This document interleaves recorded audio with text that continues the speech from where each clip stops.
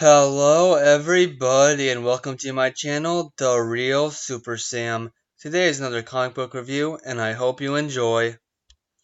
The Amazing Spider-Man issue 5. Yes, you are not seeing things. Dr. Doom is in the issue and not just in it, he's the main villain. Dr. Doom, the Fantastic Four's greatest enemy. He's back. This happens after Fantastic Four issue 17, where he just escaped after kidnapping the Thing's girlfriend.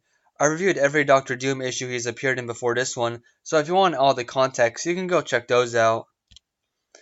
This is also the big comic where Spider-Man is put and experiencing what it's really like to live in a superhero world, and wow, he runs into Dr. Doom. Dr. Doom is a little bit underrated here, but if he was at full strength, Spidey would have been dead. This is really the big issue that has officially established this comic book universe before the first Avengers comic and bigger than the last Doctor Doom story. Doctor Doom wants to team up with Spider-Man and team up with him to destroy the Fantastic Four. Doctor Doom sends out a, better lack of a word, a spider signal. Spider-Man picks it up and heads towards it. He sees it's Doctor Doom, goes in, and Doctor Doom explains his evil plan. Doctor Doom then tells Spider-Man his plan, and Spider-Man then jokes about it and insults him. This is the closest we've ever had to a classic joking fun in the earliest comics for Spider-Man. It definitely says something when the greatest supervillain at the time thinks that you're a supervillain also, when you're the hero but having trouble doing the right thing. This is also shows a very classic thing with Doctor Doom, is him using robots instead of the real him. Eventually, Doctor Doom gets away. It makes sense. Doctor Doom really has no grudge against Spider-Man, unlike the one he does with Mr. Fantastic. Flash Thompson decides to play a prank on Peter Parker. After Pete insulted him, he is going to dress up as Spider-Man and scare him. But right before he is going to spring his trap, Doctor Doom kidnaps him for his own plans. He thinks Flash is the real Spider-Man.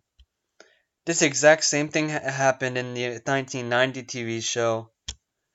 Doctor Doom later that day goes on TV and challenges the Fantastic Four. They must go to his hideout to save Spider-Man. I love this part in the comics, Stan Lee telling us that this was a long, boring intro with no action. Like, what is he talking about? But I do appreciate that he knows what we want. As the real Spider-Man heads there, we finally see the Fantastic Four, sort of, and they seem to be arguing about what to do with Doctor Doom. Spider-Man comes and sneaks into Doctor Doom's lair, and the fighting begins, and that is mostly the rest of the issue. Doctor Doom during the fight gets electrified with his own electricity he tried to use on Spider-Man, like in Fantastic Four issue 6 when some mariners sent the electric bolts to him. He gets electrocuted twice, but it's the same trick. This is early Doctor Doom, and he is using mostly gadgets and some weapons in his suit. Nothing with sorcery or magic. I kinda figured that Doctor Doom is at his lowest, not literally like in Fantastic Four issue 16 with Ant-Man, wink, but Doctor Doom was just beat twice in a row by the Fantastic Four, and now his last hope was to get Spider-Man on his side, then he could destroy the Fantastic Four. It doesn't work. Then the Fantastic Four show up and save the day. The Fantastic Four and Spider-Man at the same time send Doctor Doom fleeing.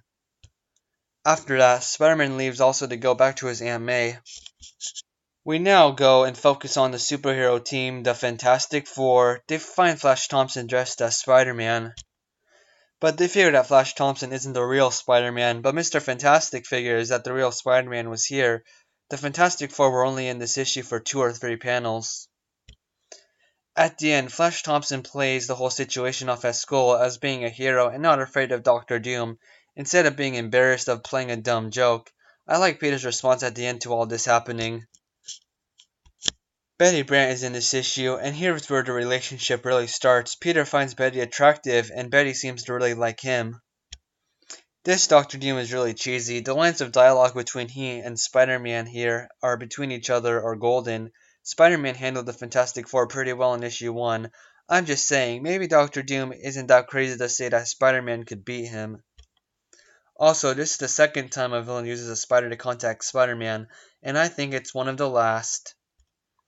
The 5 issues of Spider-Man, and this one has Doctor Doom in it.